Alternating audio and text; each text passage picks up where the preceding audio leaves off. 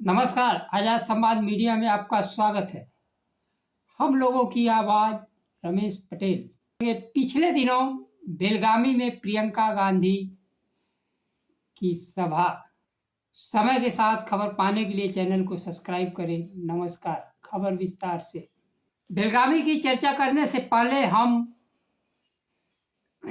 देश के आज़ादी के महानायक सुभाष चंद्र बोस की जयंती पर उनको नमन और प्रणाम करते हैं। चंद्र बोस का जन्म 23 जनवरी 1897 को हुआ था। आजाद हिंद फौज के सर्वे और उन्होंने नारा दिया, तुम मुझे खून दो मैं तुम्हें आज़ादी दूंगा।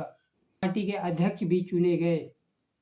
सांसद प्रियंका गांधी ने कर्नाटक के बेलगावी में के अध्यक्ष बनने के 100 वर्ष के उपलक्ष्य में सभा को संबोधित किया।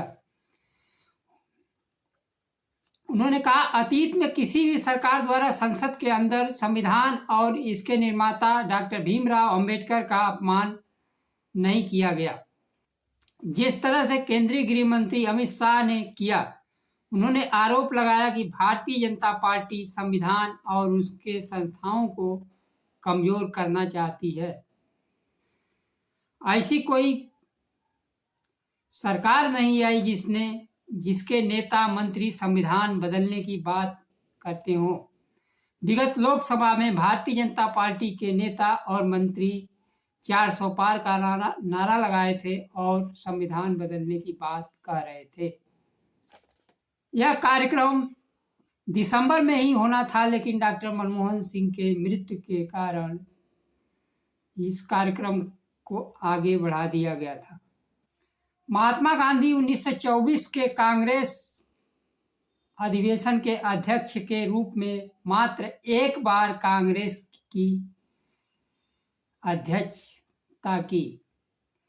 महात्मा गांधी ऐतिहासिक अधिवेशन में भाग लेने के लिए 20 दिसंबर 1924 की शाम बेलगामी पहुंचे। 39वें अधिवेशन का उद्घाटन 26 दिसंबर को हुआ था। कार्यक्रम 27 दिसंबर को समाप्त हुआ। गांधी जी 9 दिनों तक बेलगामी में प्रवास किया। गांधी जी ने कहा, भारत जल्द ही पूर्ण स्वतंत्रता प्राप्त करेगा। उन्होंने बताया भारत में खादी और ग्रामोद्योग कैसे आत्मनिर्भर बनाने की क्षमता रखता है। उन्होंने ऐसे समाज के पुनर्निर्माण की आवश्यकता पर जोर दिया जो जाति, वर्ग, लिंग, भेदभाव, धर्म से प्रभावित ना हो।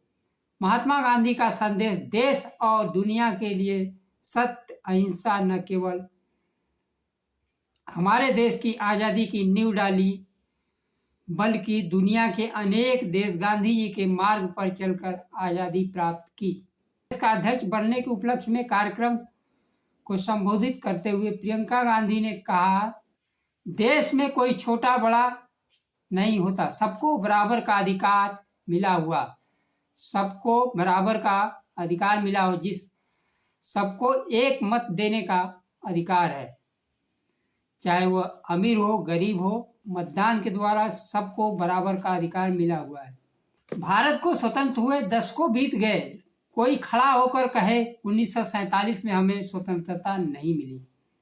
देश के क्रांतिकारियों और नेताओं ने स्वतंत्रता संग्राम में लड़ाई लड़ी, सब कुछ बलिदान कर दिया, लेकिन कुछ लोग खड़े होकर कहते हैं कि हमें स्वतंत्रता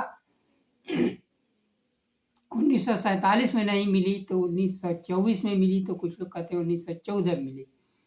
महिलाओं के अधिकार की बात करते हुए उन्होंने कहा कि यह बात उस समय के कि बाबा साहब अम्बेडकर ने उसी समय महिलाओं के अधिकार के विषय में बात जान ली थी और उन्हें अधिकार देने का रास्ते पर चल पड़े थे। उन्होंने कहा कि भारतीय जनता पार्टी की सरकार सेबी कानून को बदल दिया ताकि भ्रष्टाचार कर सके। सरकार लोकपाल बिल को कमजोर किया, चुनाव आयोग को शक्तिहीन बना दिया। जहां इनकी सरकार है, महिलाओं के साथ अपराध होते हैं तो अपराधियों को बचाते हैं। यह आरक्षण को कमजोर करना चाहते हैं, सामाजिक न्याय के खिलाफ आरटीआई कानून को कमजोर करते हैं। लेबर कानून बदलकर मजदूरों का हक छीनने का काम कर रहे हैं। 700 किसान शहीद हुए तब पीछे मुड़कर हटे जब चुनाव आया। इनकी हर नीति संविधान के खिलाफ है। कि बिल की बात का मुद्दा उठाकर उन्होंने कहा, किसान जब बिल देखते हैं तो किसान रोते हैं। यह क्यों हो रहा है? किसानों को एमएसपी नहीं मिल पा रही है। अडानी को देश की सारी संपत्ति सौंप दी गई है। संसद में हमारा मुंह बंद कर दिया जाता है। अडानी को संरक्षण प्रदान किया जा रहा है। किसान संकट से घिरा है। 1-1 लाख के लिए आत्महत्या करता है। हर वस्तु पर जीएसटी बढ़ा दिया गया है। कर्ज में किसान डूब रहा है। पूंजीपतियों का 17 लाख करोड़ का कर्जा माफ किया जाता है। यह संविधान के खिलाफ है। सरकार प्रशासन से बड़े बड़े उद्योगपतियों के लिए हैं। जय बापू जय भीम जय संविधान कार्यक्रम में प्रियंका गांधी ने अंबेडकर के अपमान का भी आरोप लगाया। उन्होंने कहा, अमित शाह ने ऐसा करके स्वतंत्रता सेनानियों का अपमान किया। अमित शाह ने ऐसा करने की हिम्मत इसलिए की कि क्योंकि जब देश स्वतंत्रता के लिए लड़ रहा था तब एक वैचारिक धारा उभरी जो संविधान विरोधी थी। आरएसएस के सदस्यों ने अंबेडकर का पुतला जलाया और उनकी आलोचना भी की। आरएसएस की संतान होने के नाते भारतीय जनता पार्टी अंबेडकर और उनके संविधान का अपमान करने की साहस रखती है। निजीकरण नीति के कारण पहला असर आरक्षण खत्म होता है। आरक्षण को खत्म करने के लिए लेटरल एंट्री के द्वारा भर्ती की जा रही है। देश को तथा जनता को कमजोर कर रहे हैं। देश के लोग लोकतंत्र को कमजोर कर रहे हैं। संविधान से बड़ा कोई चीज नहीं है।